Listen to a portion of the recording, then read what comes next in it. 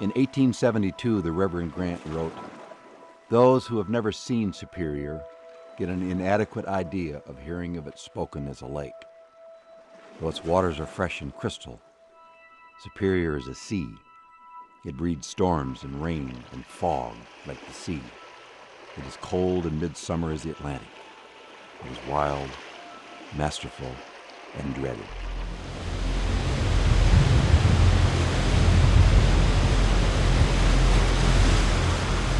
It's called Superior for a reason. Unforgiving, cold. It's often referred to as hauntingly beautiful. Maybe it was that beauty that many men came to explore, touch, and feel. But Lake Superior needs to be respected, or it will turn on you in a second. Thousands have died under these waters. Hundreds of ships now make the bottom of Superior a graveyard.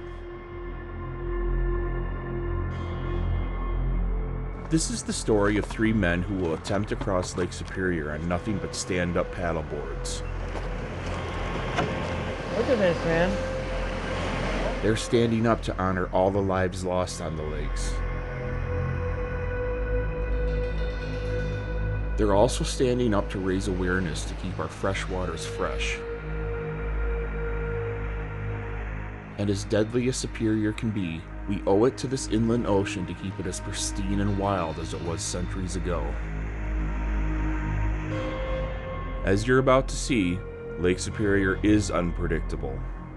But on this adventure, maybe not in the way you'd expect.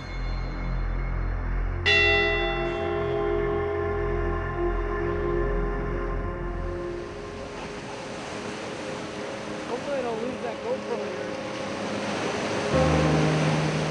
It was very meaningful to come up to Whitefish Point and ring that bell, and it really set the tone for the spirit of the paddle. We were able to, really assess the gravity of what the Edmund Fitzgerald means to everybody up there.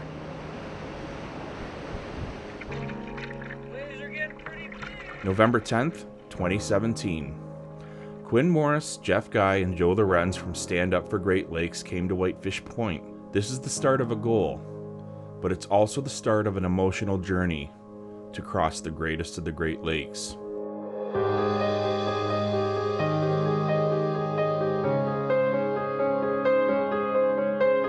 I think that going up there took it to a new level for me, because I've been up there, I've been on Lake Superior, but being a part of that ceremony and prior to that, just getting to actually paddle out there that day, it was just a kind of an almost spiritual type feeling. I can't really explain, but that took it to the next level for me. And going in the museum and seeing all the artifacts that have been found and all the history, and then seeing the bell was huge for us. But then being invited to ring it choked us up that night, and meeting all of the people involved in the shipwreck. The whole staff is amazing, the family members, and there was a pretty good snowstorm going on, and the place was standing room only. That's how much not only the Edmund means to everybody, but what the museum means to everybody.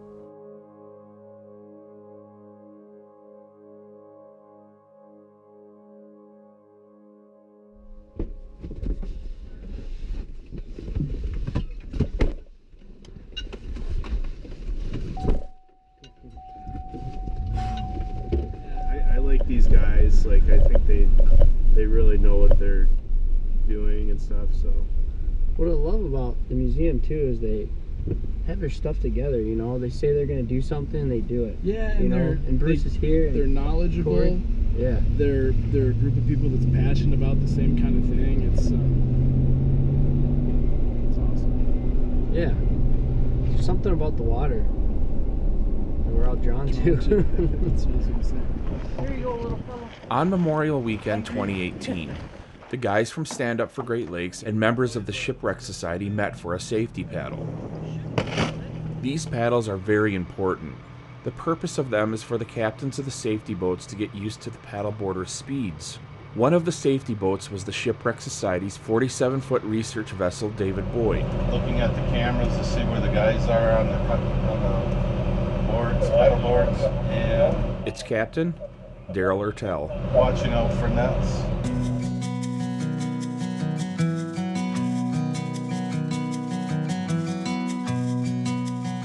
You see, the guys from Stand Up for Great Lakes plan to cross all 5 of the Great Lakes.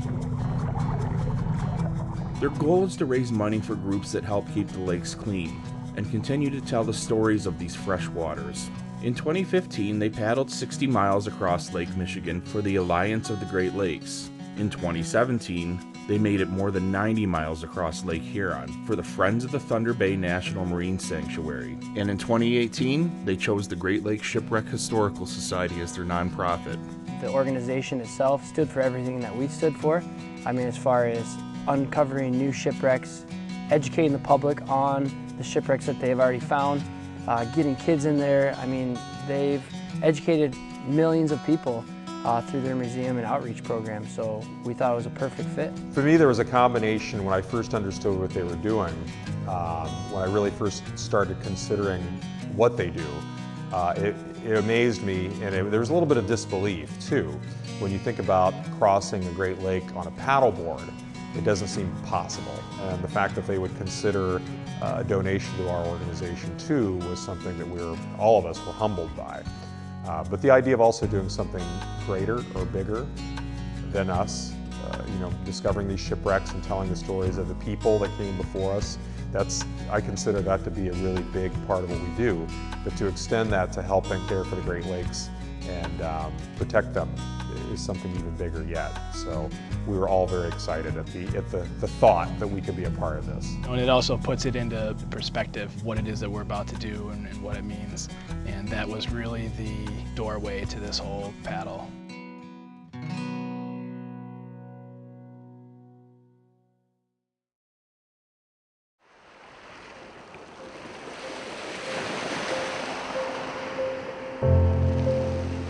The Great Lakes Shipwreck Historical Society, we are a nonprofit, 501c3, and there's a lot of different things that we do. We interpret history of the Whitefish Point Light Station up here at Whitefish Point.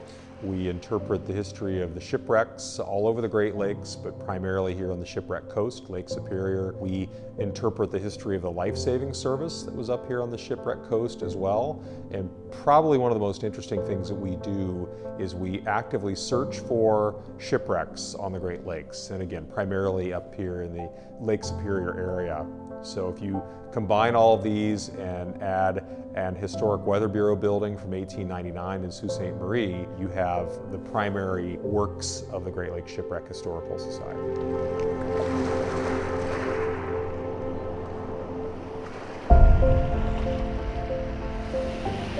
If you've never been to the Shipwreck Museum at Whitefish Point, you might want to consider a visit. It's a beautiful place where you can go to relax and reflect. This place means so much to so many, it's hard to put into words. Weirdly, it's kind of a sad place too. When you go through the museum and read about all the wrecks that have went down off the shipwreck coast, you can't help but feel melancholy. But maybe that's what makes Whitefish Point so special. These stories tie us all together. They go back to the founding of our country. There's a lot of museums that tell the stories of shipwreck and the inherent tragic circumstances typically behind these shipwrecks. But I think we're one of the very few organizations that are out there interpreting this history, but at the same time, while going out and looking for these shipwrecks. And each time we find a shipwreck, and we found quite a few of them as an organization, each time we find a new one, this is opening up a whole new kind of Pandora's box of stories. Like a wreck they found in 2014. When we found the Nelson in 2014, this is a schooner. It was originally built as a barkentine in 1866 in Milwaukee. It sank in 1899, and human eyes hadn't seen that shipwreck until 2014 after that. So we started telling that story, and a lot of people were very interested in this. And a lot of people who had family connections to that shipwreck as well. There was a woman in Texas who was the great-great-great-granddaughter of Captain Hagenny. It was very personal. But we also had a call from a woman at Central Michigan University. And her great-great-uncle, I think I have this correct, was the first mate on board the Nelson. So of a crew of maybe 10, 9 or 10, here we had 2 families contacting us. So they certainly had family connections, emotional connections, and this woman remembered her grandmother talking about that story. Family ties that go back over a century, and in an infamous kind of way, the tragedy of the Edmund Fitzgerald almost being the gateway for people to learn and pay respect to all the other shipwrecks and their stories. Most people aren't aware of these shipwrecks. They're aware of the Edmund Fitzgerald, maybe one or two other wrecks, but typically it's just the Edmund Fitzgerald. And while that's a very important shipwreck, there's just all these other stories to tell, and they're right on our back doorstep. So now Stand Up for Great Lakes had their nonprofit in place. A route needed to be planned for the paddle. They wanted to do something special to honor the crew of the Edmund Fitzgerald and all the other wrecks that have went down. We decided, like, yes, we have to include the Fitzgerald. The last probably year I had been staring at the map trying to find a route, and there's not really a natural route like directly across unless you go 120 miles or something. So wanting to end at Whitefish, incorporate the Fitzgerald, I mean, that sort of made our decision we want to end there. Then it was trying to find the starting point. But there was just one problem. Going over the Edmund Fitzgerald is not allowed by the Canadian government. Probably most people don't even know that. You're not allowed to be on top of the Fitzgerald. You can't drive your boat across it or anything. The group applied for and received a permit to do a special ceremony over the Fitzgerald. Quite an honor from the Canadian ministry. Once we had that permit, that was a very big honor that the government gave us that, and that made it possible for us to kind of finalize our route.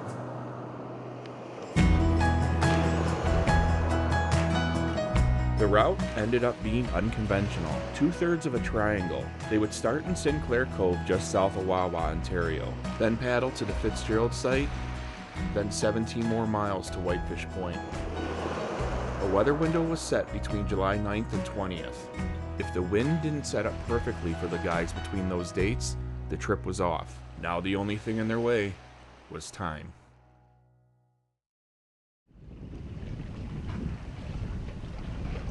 The day was almost here. The weather was setting up perfectly. After a bunch of phone calls, everybody headed to Canada. Well, we're in Botswana Bay.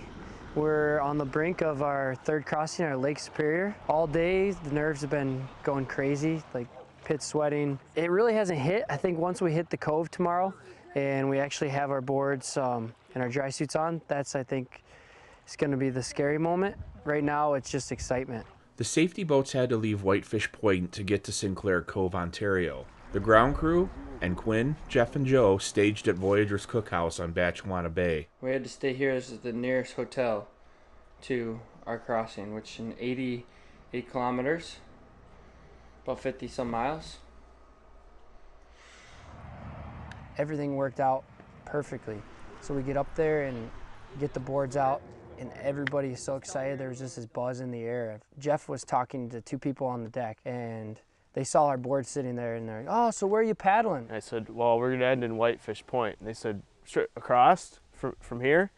I said, "Well, yeah, we're going across, but we're actually starting 50 miles north of here."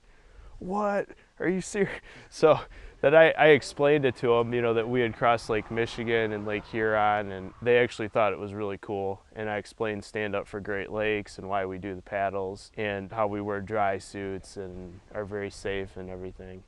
So they thought it was awesome. Do you want to try some? No, thank you. It's good. It looks good, but In just hours, the guys would have to face a 24-hour paddle. Sleep was important. I'm going to try to get a good dinner and get a good night's sleep and come out fresh in the morning and go. It's about 11:50. I gotta get up early tomorrow. Can't sleep. Just thinking about the paddle. Freaking out a little bit. But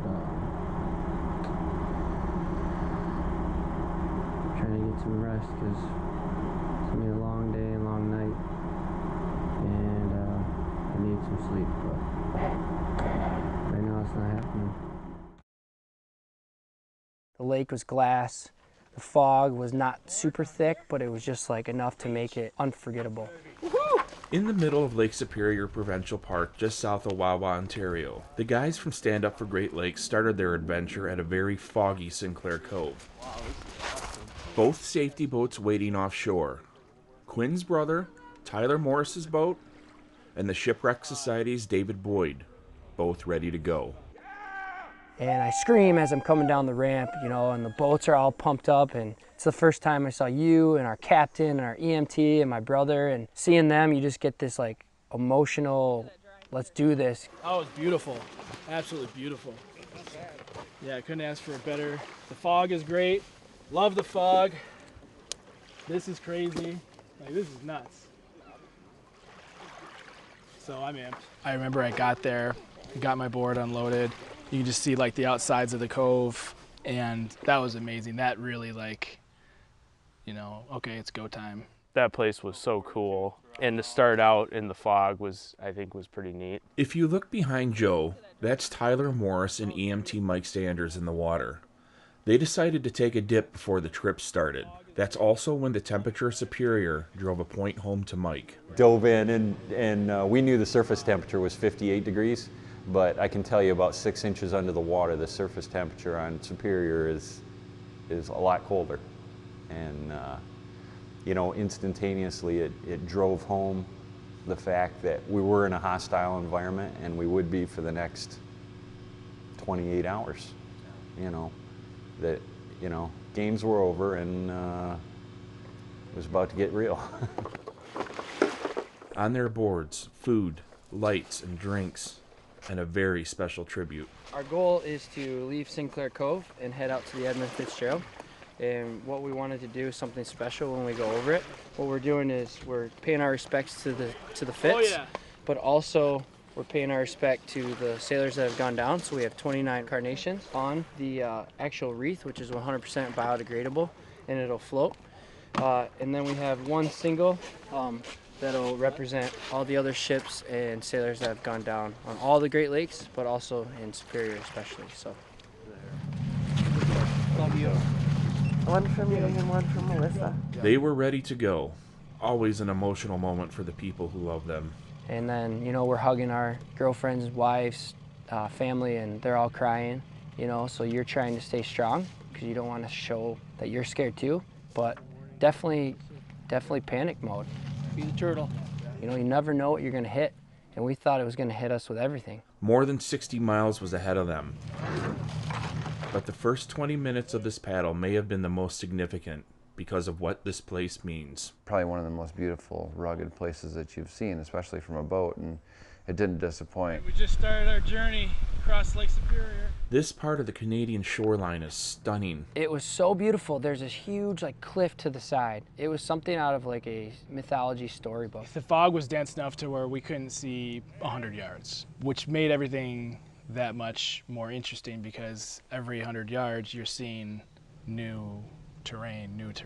And as we came out of the cove, going to the south towards our left were the Indian pictographs, and the walls that these are on again are just to see it is just amazing. Agua Rock is a sacred place to the Ojibwe. For generations, they would come here to record their dreams, visions, and events. Painted on the rock are centuries-old paintings. Moose, bear, deer, caribou, and other creatures. The Ojibwe also painted paddlers in a canoe. Right by those paddlers, there's a horned animal called Mizupishu. He's known as the Great Lynx, or Spirit of the Water. Mizupishu has two sides. He could either provide safe passage for humans by calming the waters, or he could turn on you and bring storms by thrashing his tail. So to be able to start there and somewhere that sacred to the natives and seeing it that calm and that foggy was just like so overwhelming emotionally that I teared up just looking at the paintings there, for real. It was the perfect way to start, and it again, just there's so many different parts of this paddle that had more meaning than just starting and finishing. It was anybody's guess what Mizupishu would provide for Quinn, Jeff, and Joe over the next 24 hours, but they were about to find out.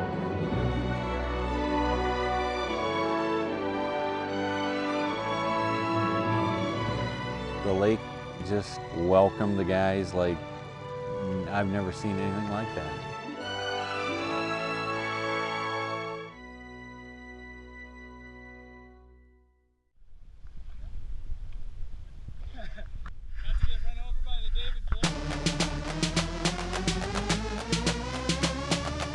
start of these paddles are almost like a party. Spirits are soaring.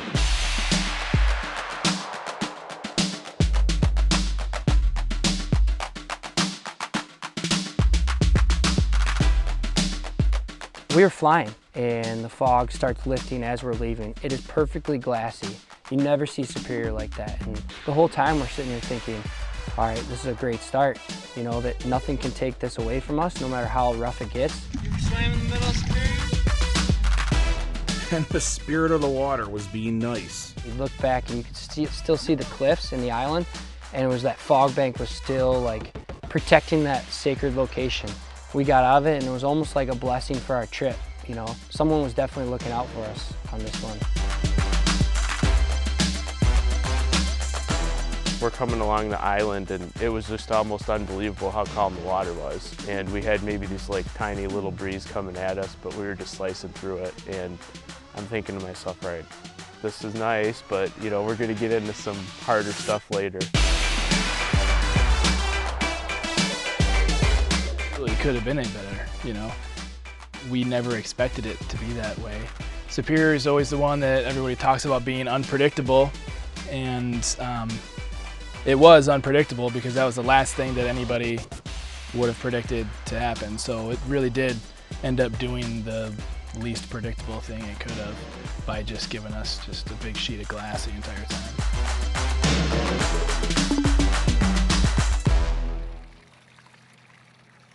The guys were flying across the water faster than they'd ever started a paddle. And that may be because of another Chippewa legend written about by author Lauren Graham in his book, A Face in the Rock. Quinn has a saying on his board, "Sheem on pole." This legend starts on Grand Island. One of the legends of the Grand Island Chippewa was that when you're in your canoe and you're out in the lake, and let's say a storm is beginning to shape up or something, and you want to go faster, that what you should do is slap the side of your canoe and say, "Sheem on pole, sheem on pole." And that would make your canoe go very fast. In fact, so fast that you could use it to explore Lake Superior. And they were moving faster. Oh, a fish just jumped right there. When we set off from Sinclair Cove, their speed was 2.6 miles per hour. And then by about 11, 12 o'clock in the day, they were at 3.4 miles an hour. Around noontime, it was starting to sink into me that this was going to be a paddle of the lifetime for them. They were running into a unique event that would probably never be duplicated. Though their energy was high, every hour they took about a 10-minute break to recharge. And each one of them has a different and interesting way of taking their breaks. They all have each of their own characteristics. Joe is being the personal trainer. You know, he starts digging right into his boxes, his waterproof boxes, and, you know, getting some drink and getting food and kind of sorting it out what he's going to be doing. And Quinn, this is the best pizza I've ever had. Kind of plops down on the board and sits with his legs in the water and starts eating and talking. We got Joe over here. Got Pim Daddy. He's back. The last time on this journey, Jeff was not smiling, so it's good to see that smile. Look at that beautiful shoreline.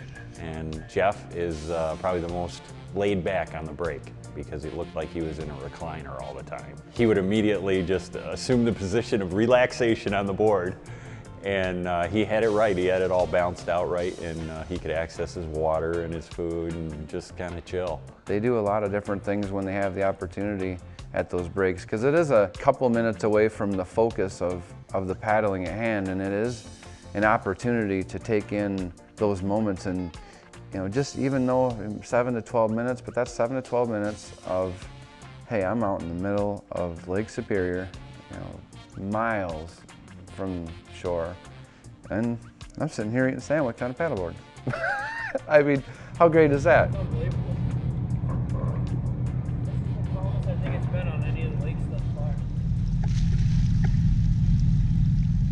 And they weren't the only ones relaxing and eating. On board the David Boyd, there was a stowaway of sorts. Before the Boyd left Whitefish Point, some barn swallows had built a nest on board, and a fledgling had just hatched. Our captain, Daryl Ortell, came up with a plan. When we left on this trip, we knew we were going to be gone for about 36 hours probably total, and the parents did not follow us, so I knew the baby bird didn't have a chance.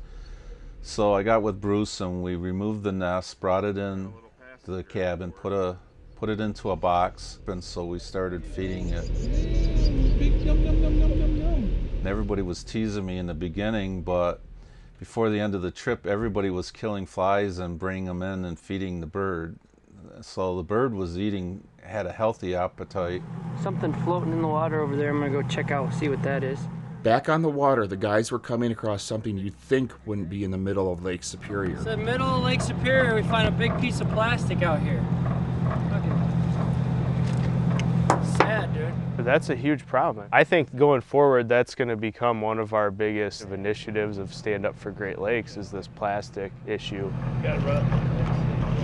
Little microplastics everywhere in the most remote part of the Great Lakes. It just shows like they are not only in trouble, but we got to do something about that. It has some weight to it, you know, that even out there, it's still littered. But it also reinforces what and why we're doing this. They were also finding logs floating on the surface. Quinn, who was a middle school science teacher, found this one and put it on his board. So I have a log, found it in the middle of the lake. I'm going with it's a mammoth bone, but it's pretty much just a float log. And I'm gonna put a plaque on it and put it in my classroom, and that's my souvenir for the trip. Later that day, they even picked up this massive log that could have easily pierced a hole in a boat. My brother ended up picking it up on the boat, and then they put it on the David Boyd. But when Jeff first saw it, he thought it was like an old sail from a shipwreck. They were about 5 hours from the site of the Edmund Fitzgerald. And with everything that was going on, the fun, the unbelievable smooth water, and even cleaning the lake up a bit, some things may have been forgotten. I'm not gonna lie, he's starting to feel it a little bit in the shoulders and the elbows a little bit. Definitely that 4 hours of sleep last night is hitting me right now. Safety Captain Ryan Matuzak noticed the change in Quinn. You're sweating more than you think. Yeah. But this is part of what we do out here. Yep. That's not act surprised, right? Yeah. It's just this filter, I'm only being able to get like a little bit at a time. Okay. Well, in that last break, I hit the wall pretty good there. Not like physically as much, just, we're not mentally, but like just like down a little bit. Quinn was dehydrated, something that could have been prevented. Let Ryan choose. Who's Brian? Ryan. Don't do this to me. let's get all the way up, bro. It's not working. Are you kidding me? Are you Quinn, serious? I told you to check it like 6 times. Hey, let's fill the bottle all the way. Freaking out right now. Hey, Quinn. Little bit of 2 camelbacks. He's sweating now. It'll be a workout, but I can do it. They used these water straws to drink right out of the lake for hydration. Quinn never cleaned his out after crossing Lake Huron last year. He barely had 20 ounces of water since 8 a.m. Ryan was the first one. He comes up to me, he says, "Hey, what's up? You know, why you, and are you dehydrated?" And I was like, "Yeah, probably." So Quinn's got just a little bit of dehydration going on, so we're gonna stretch this out a little bit, just a little bit longer. You know, last break he told me that he was feeling it, and he's never told me he's felt it in any of these events. So. Then I started questioning him. He realized what I was doing, and you could hear the frustration in his voice. He just said, "Mike, I'm drinking enough. I'm drinking enough, I'm okay." Quinn's quite an athlete, and I think he realized where he was at and was kind of, I don't know, frustrated with himself. And after a long time, you don't realize it, but in that sun and you're paddling, you're losing a lot of fluid. I was losing more fluid than I was taking in. And I think it was such good weather and so calm that I forgot to do the most important thing, which is take care of yourself first. No harm, no foul, but that's the exact reason why Ryan Matuzak and EMT Mike Sanders are on these trips. They look after the guys during these paddles. Mike and Ryan will let them go to their limits, but if they're in trouble, they can pull them. The biggest part about paying attention to our guys on the boards is body language, of course. You know, we're talking and we're communicating. If we lose communication and they start getting really quiet, you know, that's a pretty good indication that maybe we need some water or a break, or maybe they're just working through something at that time. If they start falling off or something like that happens, we don't say anything to them right away. We watch them because the agreement we've got between each other is that we're going to try and get through this and make this a successful event. Sometimes you have to be tough. You know, look where you're at. You're in the middle of a lake, a huge lake, a great lake. It's not going to be easy. It's pretty amazing just really to think about it. I mean, I've seen these guys where I thought they were going to die, you know, and it's pretty amazing just to know that they get through it by digging deep, by relying on one another, and then of course knowing that we got a team right there to back them up.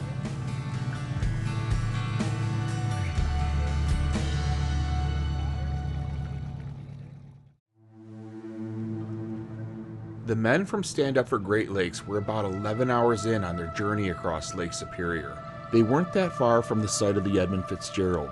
Lake Superior was still surprisingly calm, like a sheet of glass, a canvas nature could paint.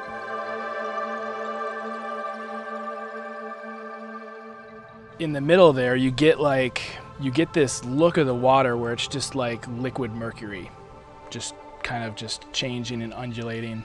And it's like the whole water just has like 2 or 3 different colors to it, you know, and it just kind of changes back and forth, these, you know, dark blues and grays.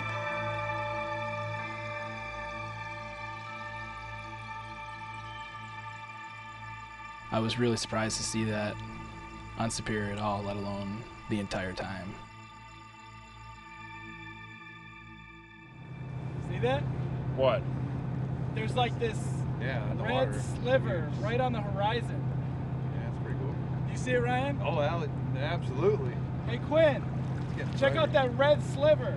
As we headed to the Fitzgerald site, What is it? and mind you, they kept accelerating across the lake. By the time we were a mile out from the Fitzgerald site, they were doing 4.5 miles an hour, just cruising across this glass. And we turned on Gordon Lightfoot.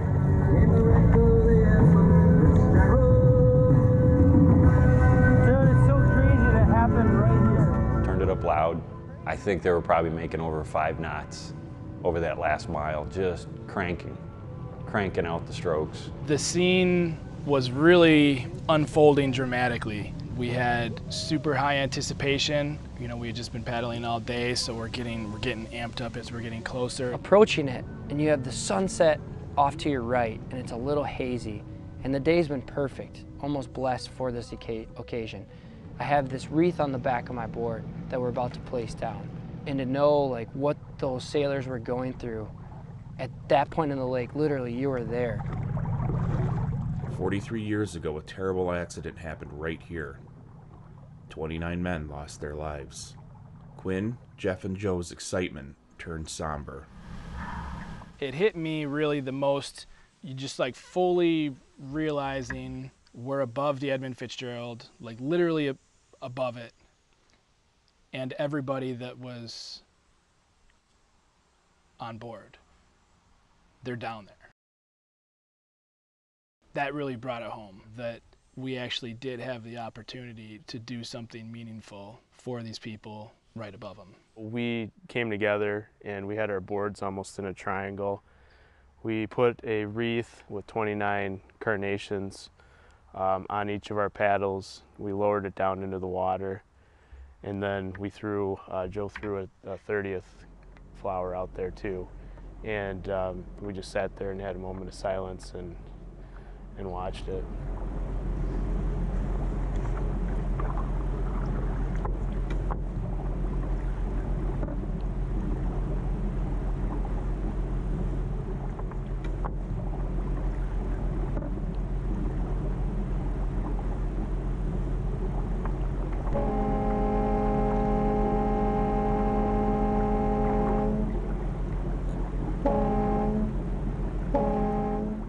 one thing that actually I was thinking when we were sitting there and the wreath was just kind of floating between us, I started kind of looking at the flowers, and I was thinking to myself, oh, that's a guy, that's a guy, that's a guy. And that was hard to think about, but I'm glad we did it. To see the guys out there to lay the wreath and the respects that they had for it, and knowing how they feel about the Great Lakes and especially this opportunity, it was amazing. Crazy thing was, is as we were putting the wreath in the water, the sun like literally went out really slowly. Dude, words can't describe how we're feeling right now. Then something unexpected happened. We floated over to get ready for the night. I'm sitting there with my feet in the water, and I'm looking over, and the wreath just sitting there. It doesn't want to move. We were drifting. The wreath was not. Something was holding it there. They paid respect one last time.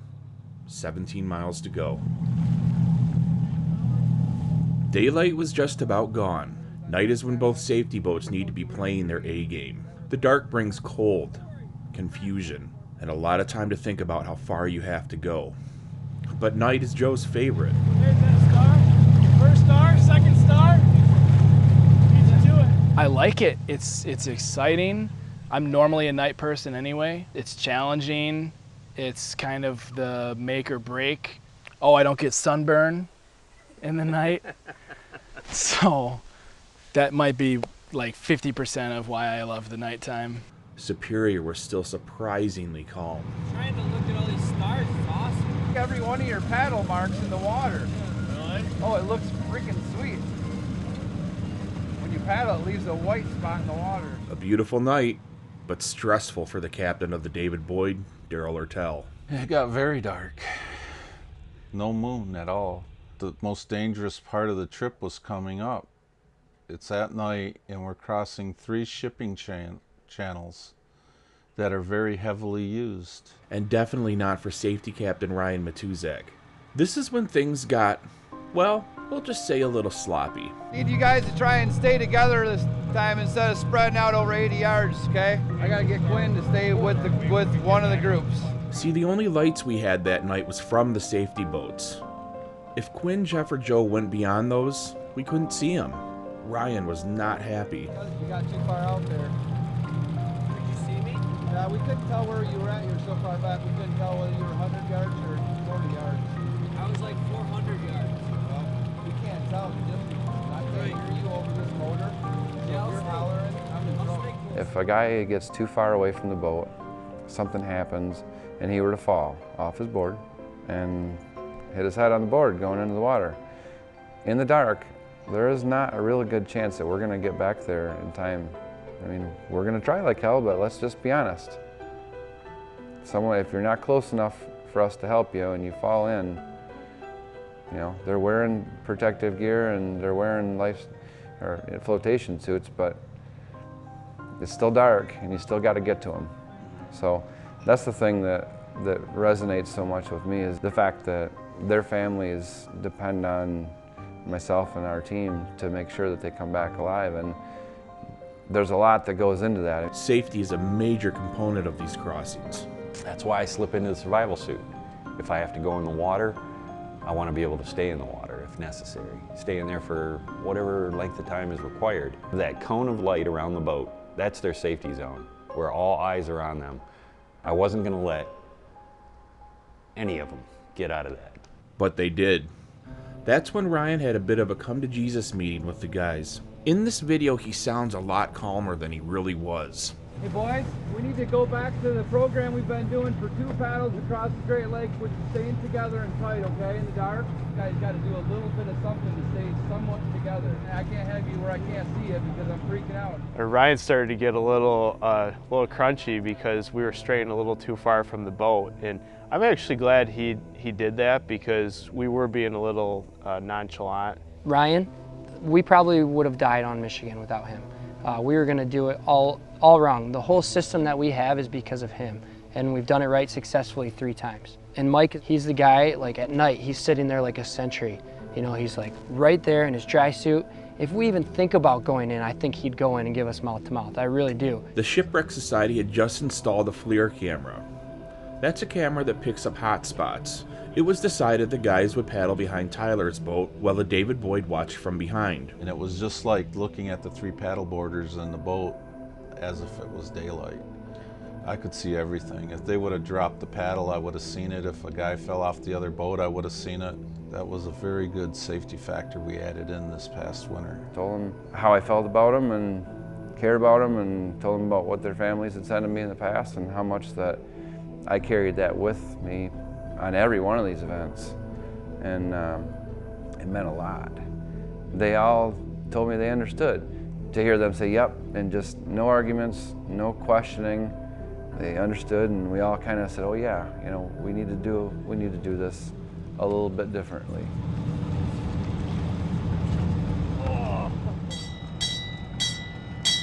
Lake Superior is a big lake, but Quinn, Jeff, and Joe were in a funnel of sorts.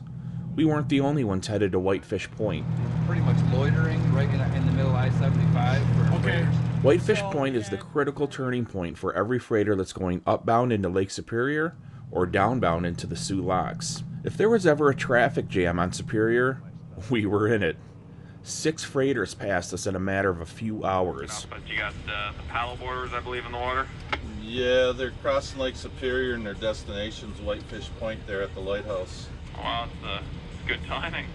Oh, well, that's awesome, guys. You guys have a good one. Good luck. Radio traffic up and down the lake started to spread. Every freighter that passed gave the guys plenty of room and good wishes. They didn't have to do that. All right, if I have to, I'll go to starboard a little bit more to give you a wide berth.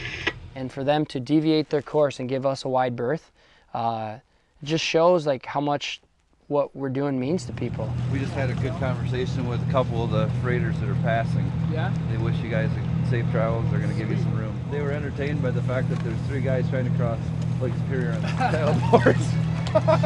Good. As long as somebody's entertained. Whitefish Point was in sight. The lighthouse doing what it's supposed to do. Guide mariners. That was actually very cool to be using that. Our lighthouse was our guiding light to bring everybody in and to round out this adventure. Paddling through the night with that beacon of hope, you know, the lighthouse, it was nice because it's not just a lighthouse, it's the one that we're going to. It's where the museum is, and it's literally calling us with a flash of light. It was just around 5 a.m. July 11th, 2018. Family, friends, and supporters gathered at Whitefish Point to welcome the guys home. Nerve-wracking, but exciting. They're amazing. Mind you, we get to Whitefish Point, and we stop and we have a brief meeting with the guys and talk to them, and now there's enough light that we can see the shore, and we can also see a lot of fishing nets. They were just offshore. Fishing nets prevented the boats from getting any closer. This was their final break. We are less than 1 mile from shore. It was also caught live on Michigan This Morning. Thousands of people were watching. And you are taking a live look from Whitefish Point right now, and you can see Jeff Guy, Joe Lawrence, and Quinn Morris paddling their way to shore. Then something special, breathtaking happened. Because when you get to shore, it's a storm. People want to hug you, you know, it's crazy. So to be able to calm and sit and talk with just those 2 guys about what we did, and we're tearing up again, crying out there. And then the biggest freighter on the Great Lakes, one of the biggest freighters, goes by behind us. It was an emotion not lost on the guys or the people on shore, but now it was time for Quinn, Jeff, and Joe to end their adventure across Lake Superior. It was pretty special to see Melissa up on shore, and also my parents and everybody else that made the trip, because I mean it was 5:45 in the morning. It shows a lot of dedication.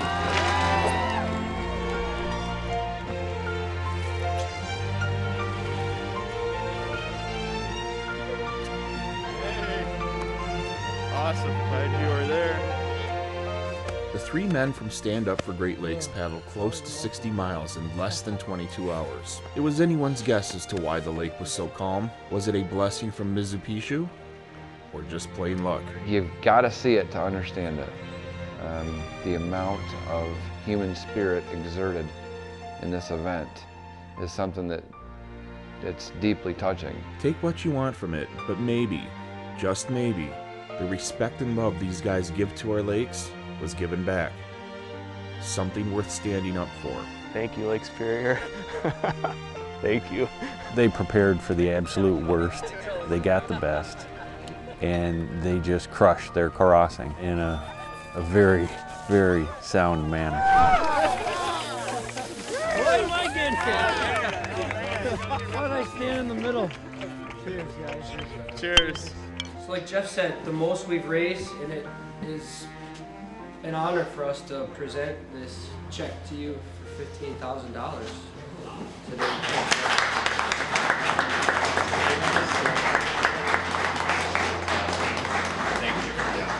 Thank you so much, guys. The year-long adventure was over when Jeff and Joe stood up and put their bodies to the test and raised $15,000 for the Great Lakes Shipwreck Historical Society. The whole route was planned to pay respects to this crew and this wreck site. They could have chosen a straight route to Whitefish Point. They chose one that came off of one of the most beautiful stretches of shoreline you can imagine, paddled out to one of the most famous shipwreck sites in the world, and finished it off by heading on their way to Whitefish Point, one of the most notorious weather locations on all the Great Lakes. What a story.